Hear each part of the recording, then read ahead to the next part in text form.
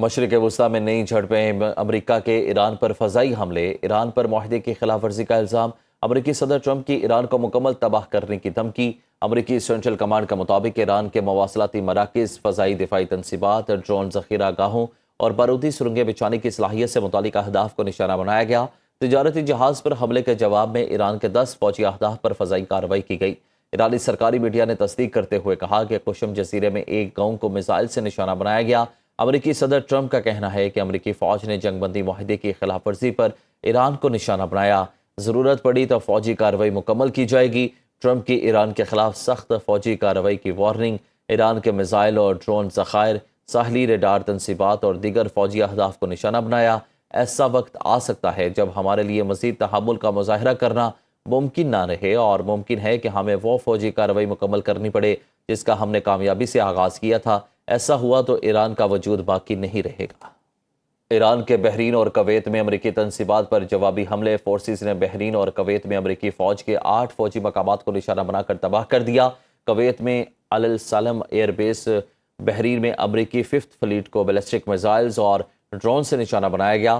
پاسداران انقلاب کے مطابق دشمن کی جارحیت کا منہ توڑ جواب دیا جائے گا۔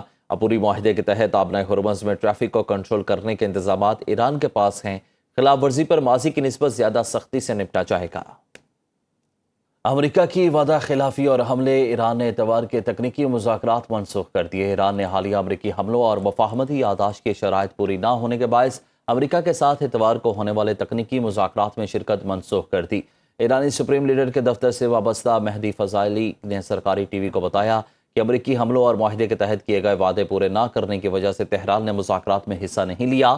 ایران کا موقف ہے جب تک امریکہ اپنے وعدوں پر عمل نہیں کرتا تب تک کسی بھی قسم کے مذاکرات بے سود ہیں۔ ایران کی خلیجی ممالک کو سیکیورٹی شراکت داری کی پیشکش۔ ایران کے وزیر خارجہ عباس عراقچی نے خلیجی ممالک کے ساتھ علاقائی سلامتی کے لیے شراکت داری کی تیاری کا اظہار کیا۔ عراقی قومی سلامتی کے مشیر قاسم العبودی سے ملاقات میں انہوں نے کہا کہ خلیجی ممالک کو حالیہ مہینوں کے واقعات سے سبق سیکھتے ہوئے خطے کے سیکیورٹی ڈھانچے کے بارے میں مشترکہ فیصلہ کرنا چاہیے۔ عباس عراقچی نے واضح کیا کہ کسی بھی علاقائی سیکیورٹی معاہدے میں اقتصادی تعاون شامل ہونا چاہیے، جبکہ خطے سے باہر کی فوجی طاقتوں کو اس میں بالکل شامل نہیں ہونا چاہیے۔ آبنائے ہرمز پر مکمل کنٹرول صرف ایران کا ہے۔ ایرانی وزیر خارجہ عباس عراقچی کی بغداد میں عراقی ہم منصب فواد حسین کے ساتھ مشترکہ نیوز کانفرنس۔ عباس عراقچی نے کہا کہ امریکی حملے آبنائے ہرمز کی مکمل بحالی میں رکاوٹ ہیں۔ امریکہ جنگ بندی معاہدے کی پاسداری کرے، رکاوٹیں دور ہونے کے بعد صورتحال معمول پر آ جائے گی۔ لیبنان پر اسرائیلی حملے اب بھی جاری ہیں۔ جنگ کا تسلسل پورے خطے کی تباہی کا سبب بنے گا۔ عراقی حکومت نے ایران پر کیے جانے والے حملوں کی شدید مذمت کی۔ بغداد کے ساتھ اسٹریٹجک تعلقات کو وسعت دینا چاہتے ہیں۔ عراقی وزیر خارجہ نے کہا کہ تہران سے تعلقات کی بنیاد پر اسٹریٹجک تعاون جاری ہے۔ ایران اور امریکہ کے درمیان مفاہمتی یادداشت مثبت اقدام ہے۔ ایرانی وزیر خارجہ سے مثبت بات چیت ہوئی۔ آبنائے ہرمز کے اطراف اب بھی جھڑپیں جاری ہیں۔ خطے کو محفوظ بنانے کے لیے تمام ممالک کو کردار ادا کرنا ہوگا۔ جنگ پورے خطے کے لیے نقصان دہ ہے، اسے اب ختم ہونا چاہیے۔